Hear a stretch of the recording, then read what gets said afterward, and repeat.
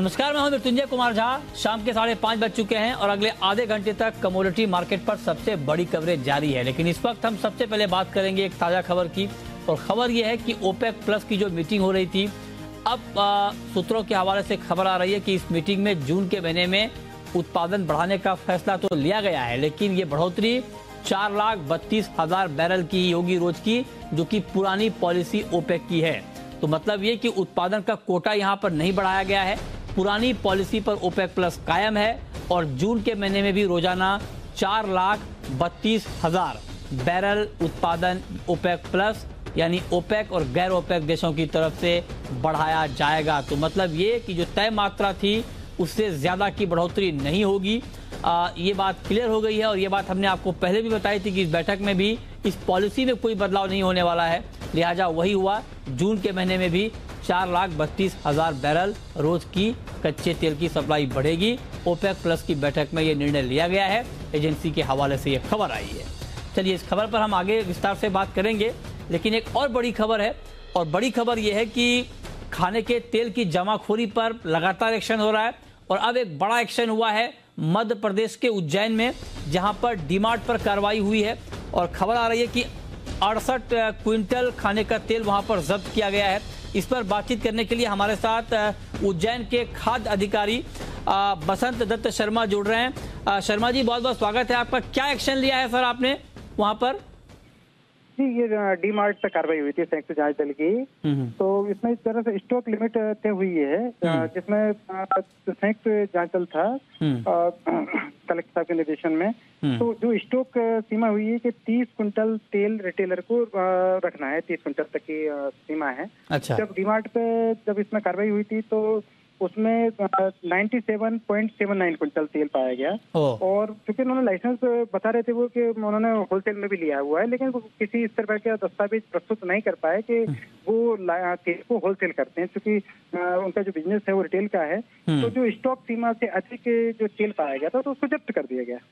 अच्छा, लेकिन अगर मान लीजिए होलसेल का दस्तावेज आपको डीमार्ट सौंप देता है, फिर क्या करेंगे?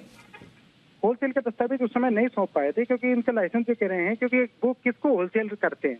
अगर जो हमने वहां से जानकारी ली थी तो दरअसल क्या है कि वो किसी को ज्यादा सामान देते ही नहीं, जनरली उनके जो ग्राहक है वो रिटेलर की। अच्छा अच्छा, तो अब जरा शर्मा जी ये बताएंगे क्या कार्रवाई करेंगे आप डीमार्ट के ऊपर? इसकी जो कार्रवाई है खाद्य एवं आपूर्ति विभाग द्वारा 3 जो आवश्यक वस्तु अधिनियम है 3/7 में जो इनका केस है वो पंजीबद्ध होगा।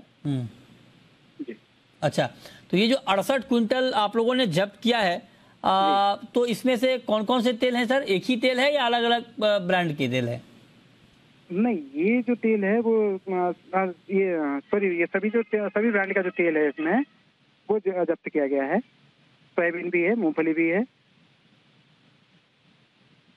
हेलो तो शर्मा जी, जी सुन रहा हूँ सर, बताएं। हाँ, इसमें सभी प्रकार का तेल है। जी। तो उनकी तरफ से क्या कहा गया सर? अभी कुछ उनकी तरफ से लिखित में नहीं दिया गया है, तो जो लिखित में प्रस्तुत करेंगे तब उस पर देखा जाएगा। अच्छा, तो आप जरा ये बताएं कि क्या इस तरह के इनपुट और मिल रहे हैं क्या आपको उज्जैन या आसपास के इलाकों में, जहां पर जो तय मात्रा है उससे ज्यादा का स्टॉक रखा जा रहा हो? नहीं, अभी जो इनपुट तलाश रहे हैं इनमें आपूर्ति विभाग द्वारा ये संयुक्त जांच दल द्वारा कार्रवाई की जा रही है। और इसमें जितने भी रिटेलर्स हैं, होलसेलर्स हैं, तो उनकी तरफ से जैसे भी इनपुट है उनकी जांच की जा रही है कि कोई जमाखोरी तरह की जो स्थिति ना हो, नियमों का पालन हो, जो स्टॉक इनकी लिमिट तय की गई है उतना ही ये रखें। ठीक है, एक छोटा सवाल मेरा आपसे और होगा कि इस तरह का जब ऑफेंस होता है तो उसमें क्या कार्रवाई की जाती है? ये खाद्य एवं आपूर्ति विभाग द्वारा आवश्यक वस्तु अधिनियम के अंतर्गत 3/7 धारा जो 3/7 है उसके अंतर्गत प्रकरण पंजीबद्ध किया जाएगा। और जो उसके बाद जो प्रकरण प्रस्तुत किया जाएगा न्यायालय में, और उसके बाद जो भी आवश्यक कार्रवाई न्यायालय उसे समझता है, इसको रास्ता किया जाता है या अन्य कार्रवाई की जाती है, वो की जाएगी। ठीक है, बहुत शुक्रिया शर्मा जी आपका हमारे साथ जुड़ने के लिए, इस खबर पर डिटेल में बात करने के लिए और बताने के लिए कि क्या कार्रवाई की गई है। तो अभी आपने सुना उज्जैन के खाद्य अधिकारी को, जो साफ तौर पर कह रहे थे कि एसेंशियल कमोडिटीज एक्ट का उल्लंघन वहां पर पाया गया है और तय जो स्टॉक लिमिट की तय सीमा है उससे ज्यादा का स्टॉक वहां पर रखा गया और उसके खिलाफ यहां पर कार्रवाई हुई है। 68 क्विंटल खाने का तेल वहां पर जब्त किया गया है, जो कि तय मात्रा से ज्यादा वहां पर पाया गया था। चलिए आगे बढ़ते हैं और अब बात करते हैं एक और खबर की। खबर यह है कि आज मसालों की कीमतों में बहुत तेज गिरावट आई है और आप देखिए कि जीरा, धनिया, सारे मसालों में आज भारी बिकवाली का दिन रहा है। 6% का लोअर सर्किट लगा कोरिएंडर में, जीरा करीब 3% टूटा। बहुत तेज गिरावट। इस पर बातचीत करने के लिए हमारे साथ एपीएमसी ऊंझा के चेयरमैन दिनेश पटेल साहब जुड़ रहे हैं इस वक्त फोन लाइन पर। दिनेश जी, बहुत बहुत स्वागत है सर आपका जी बिजनेस पर। और ऊंझा तो सबसे बड़ी मंडी है जीरे की, लगातार जीरे के दाम बढ़े भी थे। अब आज की जो गिरावट आई है, मैं आपसे जानना चाहता हूं कि अभी क्या सिचुएशन है एपीएमसी मंडी का सर? डिमांड कैसी है वहां, सप्लाई कैसी है? एक्चुअली इस साल मसाला क्रॉप में प्रोडक्शन ही ऑलरेडी कम था। मार्केट में हर साल जो 85-90 लाख बोरी का क्रॉप आता था, उसके सामने ये साल का क्रॉप करीबन 50 लाख बोरी है। Carry forward something 16-17 lakh bag रहेगा। इसलिए डोमेस्टिक और एक्सपोर्ट की डिमांड इस सीजन में थोड़ी कम है। और हर साल जब ये मैंगो की सीजन आती है तो ये सीजन में डिमांड कम रहती ही है। और रमजान की भी, रमजान ईद का जो था त्योहार, अब वो खत्म हो गया है तो अब डिमांड निकलेगी। अच्छा। आज जो मार्केट डाउन हुआ है ये इसके कारण ही है कि थोड़ा एक्सपोर्ट की डिमांड कम है। अच्छा पटेल साहब, जब तक रमजान का पूरा महीना चला तब तक तो जीरे के दाम बढ़ते रहे।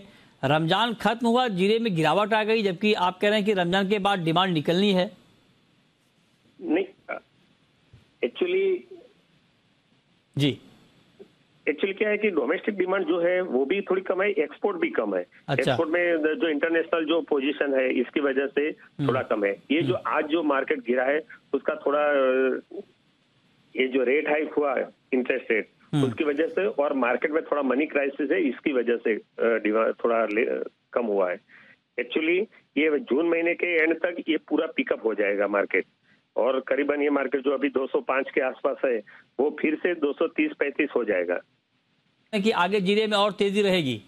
जी बिल्कुल रहेगी, और करीबन ये साल तो जीरा 275 से 300 के तक जाएगा। अच्छा, तो मतलब 30,000 रुपए तक आप करें कि जीरा जा सकता है, जो कि अभी इस बार जीरे में मंदा होने की कोई गुंजाइश नहीं है। अच्छा। जीरे में डिमांड भी है, डिमांड ये थोड़ा टाइम, ये सीजन में हर साल डिमांड कम रहती है। ओके। 15 दिन के बाद डिमांड फिर से आएगी। अच्छा, जो लोग मान लीजिए खरीदना चाहते हैं उनको खरीद लेना चाहिए इस भाव पर? यस, बिल्कुल खरीदना चाहिए। ये इसमें ये जो अभी भाव चल रहे हैं उसमें से हार्डली 2-5 रुपया की गुंजाइश है, इससे ज्यादा कम होने की कोई गुंजाइश नहीं है। अच्छा, ठीक है। बहुत शुक्रिया पटेल साहब आपका हमारे साथ जुड़ने के लिए और इस पर बात करने के लिए। अनुज जी, ये तो हमने जीरे की बात की, लेकिन बाकी मसालों में सर, कोरिएंडर में, टर्मरिक में क्या करना चाहिए? मिथुन जी गुड इवनिंग। देखिए, मसालों के अंदर जो डिमांड कंसर्न है वो यहाँ पर बना हुआ है, और हाईयर रेट पर हमने देखा था कि जब इसने लास्ट मार्च में हाई बनाया था उसके बाद से जो डिमांड थी वो थोड़ी कम देखने को मिली थी, और अब रमजान के जाने के बाद जो डिमांड है वो बिल्कुल खत्म होती हुई दिखाई दी है और भाव एकदम से टूटे हैं। हमें लगता है कि जो सेंटीमेंट है वो यहाँ पे थोड़े से डाउन होते हुए दिखाई दिए हैं। अभी कुछ और मैं एक्सपेक्ट कर रहा हूँ कि यहाँ पे गिरावट देखने को मिल सकती है।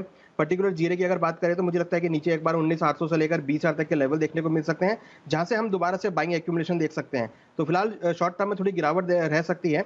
वहीं अगर हम कोरिएंडर की बात करें तो हमें लगता है कि भाव नीचे करीबन एक बार 10,800 से 10,500 तक के लेवल दिखा सकता है, क्योंकि जिस तरीके से आज 6% मार्केट टूटा है तो एक्सपेक्टेड है कि कल भी एक गिरावट का ट्रेंड यहाँ पर रह सकता है। तो फिलहाल अभी कोरिएंडर के अंदर भी डाउन साइड देखने को मिल सकता है। टर्मरिक की अगर बात करें तो टर्मरिक हमें लगता है कि नीचे एक बार 7,800 से लेकर 7,500 तक आ सकती है। तो सभी मसालों के अंदर यहाँ पे थोड़ा सा सेंटीमेंट डाउन है। डिमांड कंसर्न जो डेफिनेटली यहाँ पर है। हमें लगता है कि अभी मसालों के अंदर जो सेंटीमेंट बने हैं, चाहे फंडामेंटल चाहे टेक्निकल हो, हमें लगता है कि अभी कुछ और गिरावट यहाँ देखने को मिल सकती है। ओके, ठीक है। तो ये राय आपकी है मसालों के ऊपर। चलिए आगे बढ़ते हैं। अब बात करते हैं चीनी की, और चीनी को लेकर इस्मा का ताजा अनुमान ये आया है कि रिकॉर्ड चीनी का एक्सपोर्ट इस बार हो सकता है, और मौजूदा सीजन में 90 लाख टन का एक्सपोर्ट मुमकिन है। अब तक 70 लाख टन का एक्सपोर्ट हो चुका है, और ये कहा गया है कि अप्रैल तक का जो उत्पादन है वो 3,40 लाख टन का हो चुका है। इस पर बातचीत करने के लिए हमारे साथ इस वक्त जुड़ रहे हैं राहिल शेख, जो कि वाइस चेयरमैन है all India sugar trade association के। राहिल, बहुत बहुत स्वागत है आपका जी बिजनेस पर। मतलब 90 लाख टन का एक्सपोर्ट हो सकता है, आप लोगों का अनुमान क्या है? क्या वाकई एक्सपोर्ट बहुत तेजी से बढ़ रहा है और बढ़ेगा? सर, ये सिचुएशन जो है जहाँ तक ये है कि हिंदुस्तान जो है वो ये साल 90 लाख से 95 लाख एक्सपोर्ट कर सकता है, क्योंकि हमारे यहाँ पे जो उत्पादन का पहले अनुमान था कि हम 31 मिलियन मैट्रिक टन करेंगे, वो बढ़ करके अनुमान तकरीबन 35.80 मिलियन टन तक क्या हो चुका है। तो ये हालात में मतलब हमारे पास सरप्लस चीनी जो है वो 5 मिलियन एडिशनल बन गई, जैसे जहां से हमारा अनुमान था।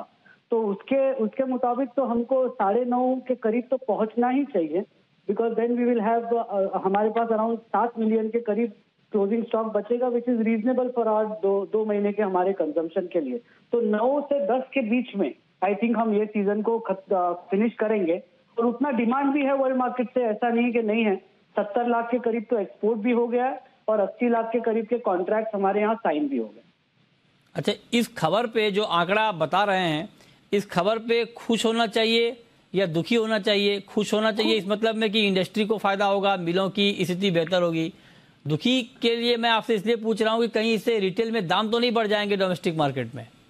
सर नहीं, बिल्कुल भी नहीं, बिकॉज हमारे पास अगर आप देखो तो हम 10 से 11 मिलियन टन स्टॉक लेके चल रहे थे जो 5 महीने का कंजम्पशन है। अच्छा, अभी हम 70 लाख लेके चलेंगे, जो हमारे पास 7 मिलियन लेके चलेंगे, जो हमारा 2.5 से 3 महीने का रिक्वायरमेंट है। और अगले सीजन के लिए भी अनुमान मोर और लेस प्रोडक्शन का यही है। मतलब यहाँ कहीं से भी कोई रुझान नहीं है कि प्लांटेशन कम होने वाला है। अगर बारिश सही रही तो हमारा उत्पादन फिर 40 मिलियन मैट्रिक टन के करीब शुगर का पहुंच जाएगा, जिसमें से 4 मिलियन हम डाइवर्ट कर देंगे एथेनॉल में, फिर 36 बन जाएगा। डोमेस्टिक कंजम्पशन तो 27.5 के करीब रहा है। और जहां तक खुश होने का सवाल है सर, ये है कि पेट्रोल के प्राइस अगर ऊपर है तो ब्राजील एथेनॉल में डाइवर्ट करेगा, और अगर ब्राजील एथेनॉल में डाइवर्ट करेगा तो हमारे यहाँ का उत्पादन जो है उसकी वैल्यू हमेशा अच्छी रहेगी। तो आई थिंक पर्सनली मेरा मानना यह है कि अच्छे दिन है तो लेट इट कंटिन्यू। मेरे ख्याल से 12 से 24 महीना अभी और है हमारे पास अच्छे क्रॉप के पैटर्न के लिए, तो हमको इसकी फिक्र नहीं करनी चाहिए। ठीक है, बहुत शुक्रिया राहिल शेख जी आपका, और चीनी के ऊपर ये डिटेल जानकारी देने के लिए। चलिए आगे बढ़ते हैं और अब बात करते हैं कि आज के मार्केट में आपको क्या करना है। अभी हम बात कर रहे थे क्रूड की, जहां पर ओपेक प्लस का फैसला आया और उसमें पुरानी पॉलिसी पर कायम रहने की बात हो रही है। 4,32,000 बैरल ही उत्पादन जून के महीने में भी रोज का बढ़ेगा, जो कि पहले भी यही था कोटा। तो तपन जी आप बताइए कि क्रूड में तेजी तो है, 111 के ऊपर चला गया। आप देखिए ब्रेंट इस खबर के बाद।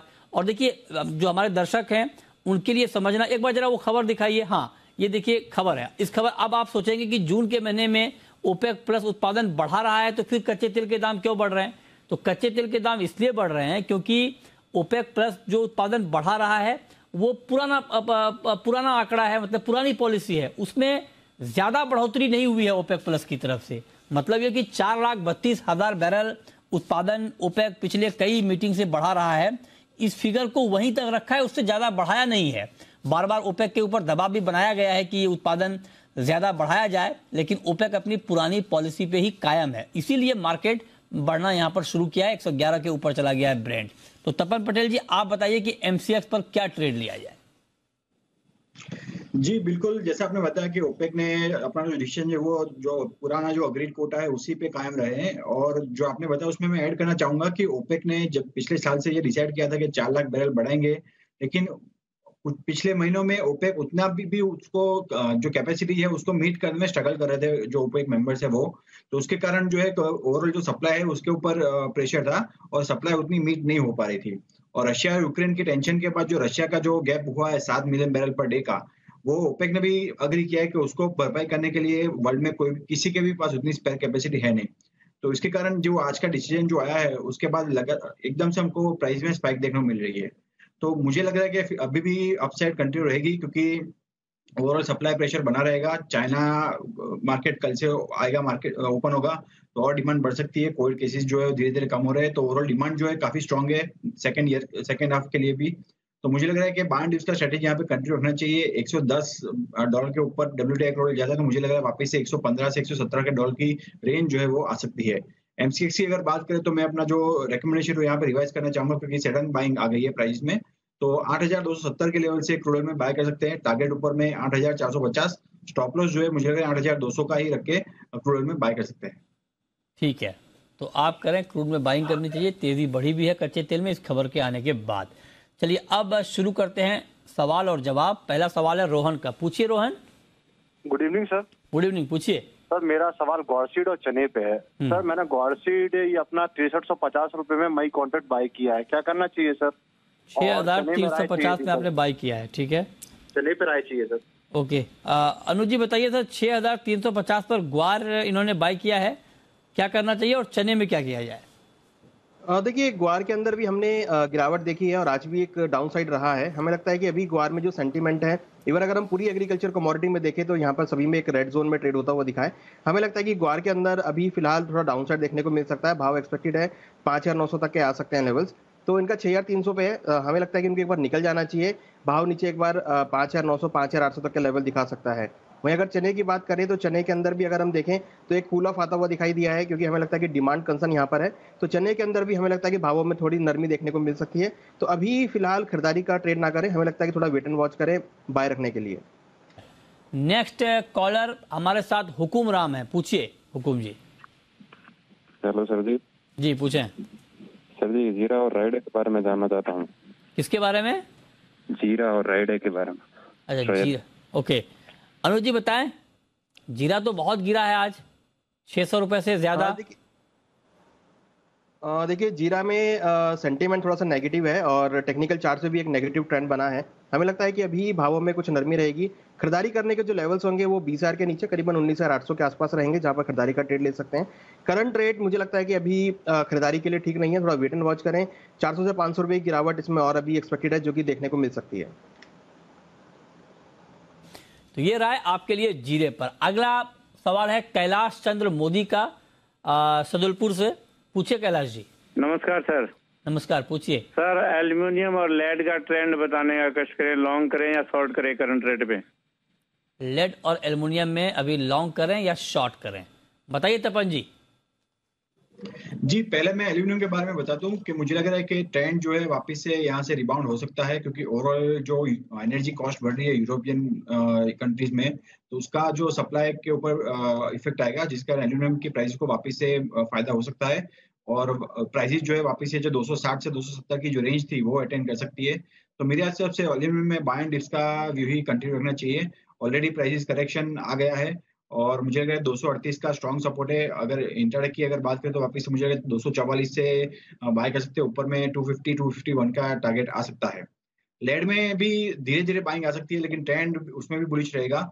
उसमें भी बाय एंड डिप्स का व्यू कंटिन्यू रखें, क्योंकि रशिया की तरफ से जो कुछ कंपनीज थी वहां पे सप्लाई की दिक्कतें आ रही है, तो उसका फायदा मुझे लग रहा है कि आने वाले समय में लेड को भी मिल सकता है। तो उसमें भी 180 टू 180 के लेवल से लेड में बाय करें। ऊपर में टारगेट 192, स्टॉप लॉस जो है 178 का रखे लेड में बाय करें। ठीक है, प्रवीण है अगला सवाल प्रवीण का है हिसार से, पूछिए प्रवीण। सर सिल्वर में क्या करें? सिल्वर में क्या करना चाहिए? अच्छा अनुज जी, क्या सुझाव आपका चांदी के ऊपर, क्या किया जाए?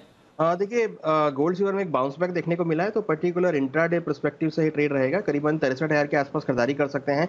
62,200 का स्टॉप लॉस लगाए। टारगेट ऊपर में 64,500 तक देखने को मिल सकता है, क्योंकि जिस तरीके से हमने फेड की मीटिंग के बाद एक रिबाउंड देखा है, क्योंकि डिस्काउंटेड लेवल्स देखने को मिले हैं, मुझे लगता है कि अभी एक बाउंस बैक आ सकता है, जो कि ऊपर में इंटरनेशनल मार्केट में 2350 तक के लेवल दिखा सकता है। तो इंट्राडे के पर्सपेक्टिव से खरीदारी का ट्रेड बना सकते हैं। कपिल हैं एमपी से, पूछिए Kapil ji. Good evening sir. Good evening, पूछिए। सर चना 6000 और ग्वारसीड 7000 बिक जाएगी क्या सर इस बार? चना 6000 और ग्वारसीड 7000 सर, 7000। बताइए अनुज जी, क्या टारगेट आपका? देखिए अभी तो फिलहाल मुझे लगता है कि ग्वार में 6400 का एक रेजिस्टेंस है, जिसको मार्केट ने काफी समय से होल्ड किया है। तो जब तक 6400 को ब्रेक नहीं करेगा तब तक 7000 का लेवल बिकना मुश्किल है। और जिस तरीके से अभी हमने रिसेंटली पिछले 2 हफ्तों में गिरावट देखी है, हमें लगता है कि भाव अभी थोड़े से सेलिंग प्रेशर में रहेंगे। तो 7000 का लेवल थोड़ा सा अभी लगता है कि थोड़ा दूर रहेगा। चने के अंदर भी हमें लगता है कि क्योंकि अराइवल्स काफी बड़े हैं, तो अभी यहाँ पर भी लगता है कि 6000 का लेवल आना थोड़ा मुश्किल रहेगा। फिलहाल अभी लगता है कि क्योंकि मानसून की सिचुएशन भी नॉर्मल है, हमें लगता है कि अभी एग्रीकल्चर में थोड़ा सा एक प्रेशर आपको देखने को मिलेगा। हरी सिंह हैं जुड़ रहे हैं राजस्थान से, पूछिए हरी सिंह जी। सर जी मैंने चांदी ले रखी है एक 71,200 में, और दूसरा लोट एक लिया है 68,550 में। 71,200 68,550 दो ट्रेड है आपका।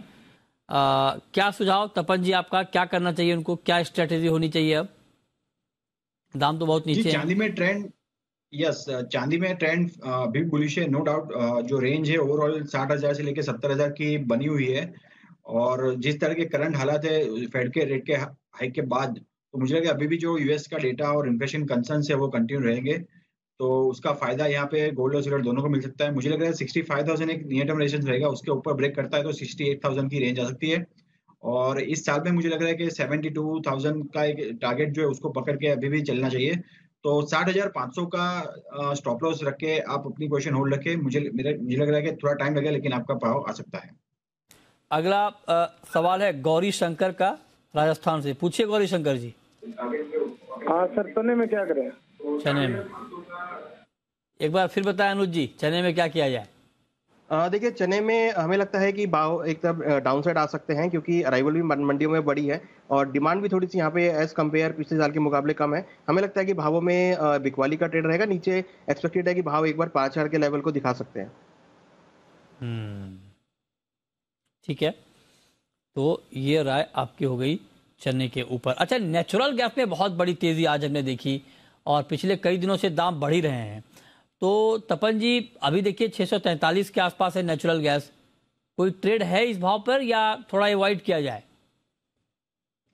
जी, वॉलेटिलिटी ज्यादा है प्राइसेस में और ट्रेंड जो है काफी बुलिश है, क्योंकि ओवरऑल ग्लोबल लेवल पे अगर देखें तो सप्लाई शॉर्टेज जारी है। जो रशिया ने जो कुछ यूरोपियन कंट्रीज में पोलैंड और वगैरह के वहां पे गैस को सप्लाई को कट किया है, तो उसका डेफिनेटली प्राइस में शूट अप होगा। यूएस का एक्सपोर्ट भी ज्यादा है, तो वहां से भी डिमांड ज्यादा है और इसका इफेक्ट डायरेक्टली एमसीएक्स के प्राइस पे पड़ता है। तो मेरे हिसाब से ट्रेंड काफी बुलिश है, लेकिन जो रेंज है, वॉलेटिलिटी है, वो काफी ज्यादा है। तो बाइंड इसका स्ट्रेटेजी कंटिन्यू होना चाहिए। 635 से 630 की जो रेंज है, वहां के अगर प्राइस मिलता है तो बाय करना चाहिए। 610 के बिलो का स्टॉप लॉस और टारगेट मुझे लग रहा है एक बार 690 के टारगेट के साथ बाय कर देना चाहिए। क्या बाबूलाल हैं हमारे साथ जुड़ रहे हैं? पूछिए बाबूलाल जी। जी सर, नमस्कार। नमस्कार, पूछिए। सर जी, गुहार का गम है वो दम निकाल दिया हमारा।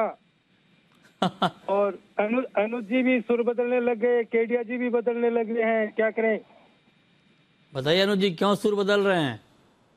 देखिए, टेक्निकल चार्ट अगर देखेंगे तो पिछले एक हफ्ते से एक डाउनसाइड ट्रेंड था। हमारा जो लेवल था 6,400 का, वो मार्केट ने टेस्ट किया, मगर उसके ऊपर क्लोज नहीं कर पाया, क्योंकि हमारा कमेंट्री यही था कि 6,400 के ऊपर अगर मार्केट चलेगा तो ही तेजी दिखाई देखने को मिलेगी, और वो मार्केट ने टेस्ट करके वहां से वापस नीचे आया। तो अभी जो सेंटिमेंट है थोड़ा सा नेगेटिव है। हालांकि लॉन्ग टर्म ट्रेंड अभी भी पॉजिटिव है, मगर फिलहाल जो अभी करंट रेट के हिसाब से अगर देखें तो हमें लगता है कि भावों में भी 100 से 150 रुपये गिरावट आ सकती है।